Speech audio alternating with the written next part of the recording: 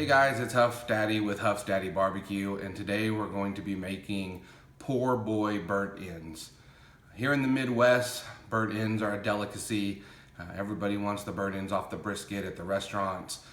They sell them and they're usually on special and they run out quickly.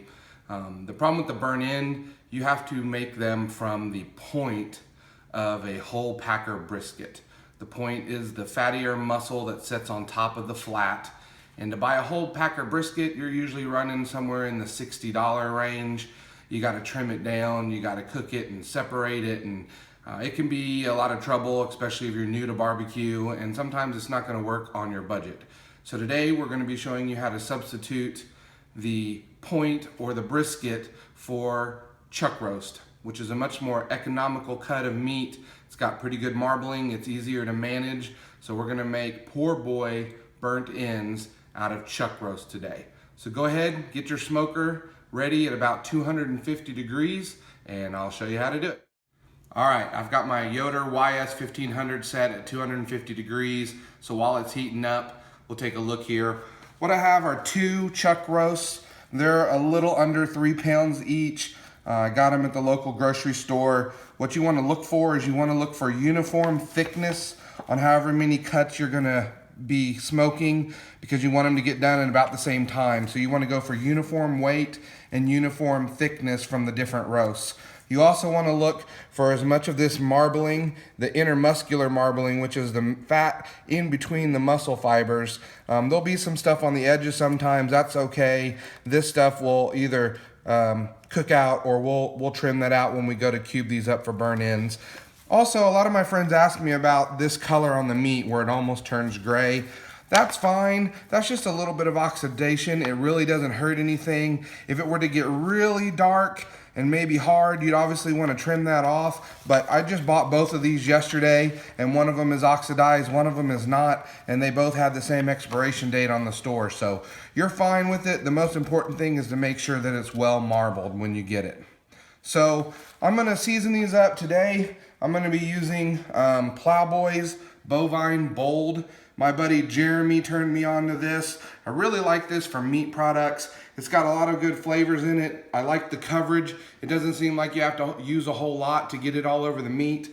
And just because I like to also add a little more kick to it, I'm probably gonna cover it with a little bit of black pepper, maybe some additional kosher salt. You don't wanna go real heavy on this because the surface to meat ratio, I mean, that's not a really big brisket or a big pork butt, so you're not gonna have to just completely cover this. You're just gonna season this like you would a steak, and then later on we're gonna be using barbecue sauce when we put them back in a pan as burnt ends, so we're not gonna go too crazy with what we're doing here.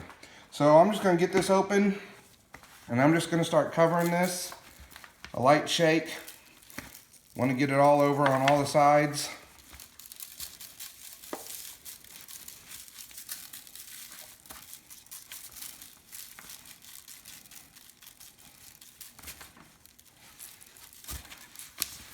Really nothing to it. Get it about like that.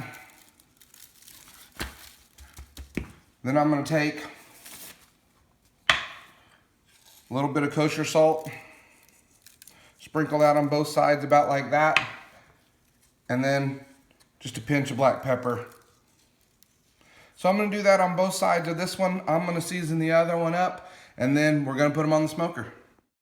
All right, so we got both roasts seasoned up, rubbed down pretty good. My smoke's rolling on my Yoder, which is set at 250.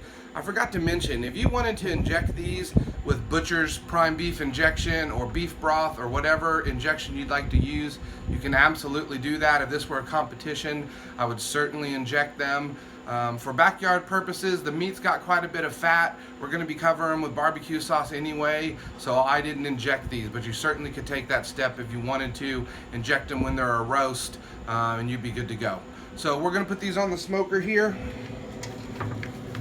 Put them away from my firebox, which is over on that side. Gonna put them both on. We're gonna let these roll depending on the weight of the meat. These are probably gonna roll for about 4.5, 5 hours. You're looking to pull them when they get to an internal temperature of 185 degrees. So you're gonna look for some good color. look for that 185, and that's when we're gonna pull them off for the first step of making poor boy burnt ends. All right, so these have been on about right at 5.5 hours. I'm gonna go ahead and temp them. Looks like we're right at about 185. So what I'm gonna do is I'm gonna take these off of the smoker. I'm gonna let them rest just to where they're cool enough for me to handle. They got some good color on them. I'm gonna leave the smoker going because I'm gonna come back out here after we cube them up. So I'll show you the next step here as soon as they rest and I can handle them. Okay, so these have cooled off for a little bit to where I can handle them. I'm gonna cube them up into about an inch, 1.5 inch squares. So you can take a look here. Really good color on them. Just gonna cube these up into about bite-sized pieces.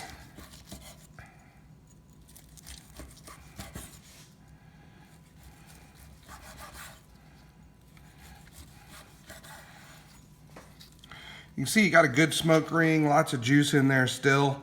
Almost looks like brisket, even though it's chuck roast. So turn this here.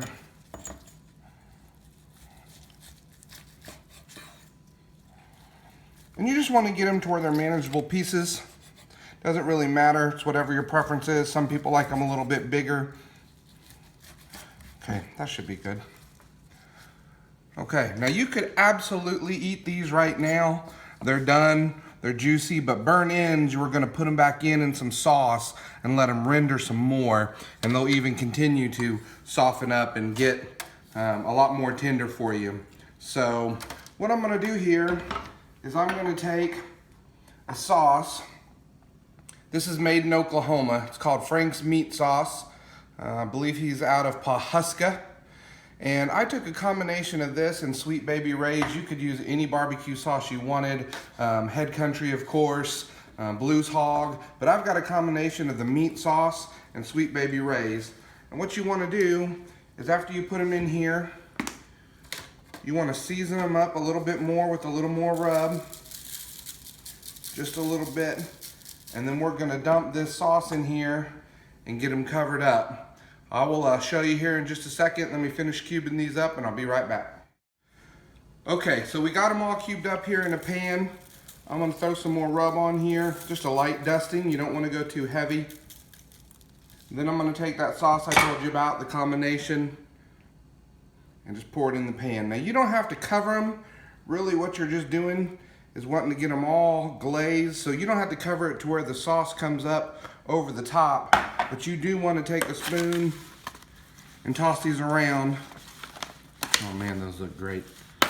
Toss these around so sauce gets on every part of each end or cube.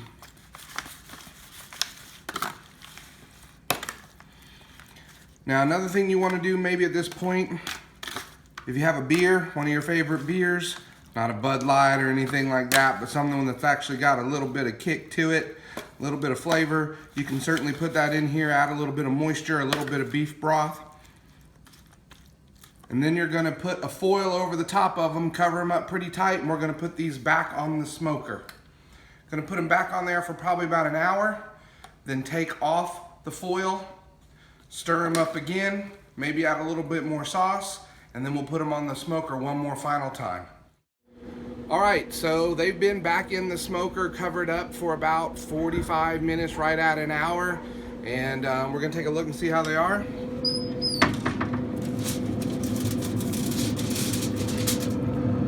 Okay, yeah, those are looking good. You can see they're really tender. That sauce is in there. We're gonna stir them up again. We're gonna add some more sauce. And then we're gonna leave them in here for about another 30 minutes or so, just so that sauce sets up on the outside and forms a glaze. So we're gonna add the rest of the sauce.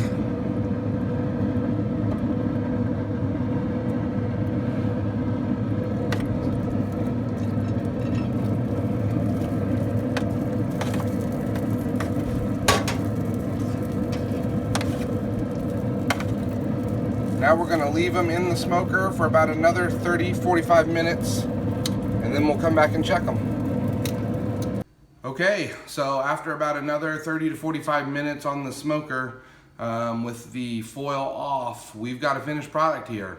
So what you have is poor boy burnt ends made out of chuck roast. You can see they're definitely tender. They've got a nice color. They've got a good glaze from that sauce. You can still see it's still got a bark on the outside.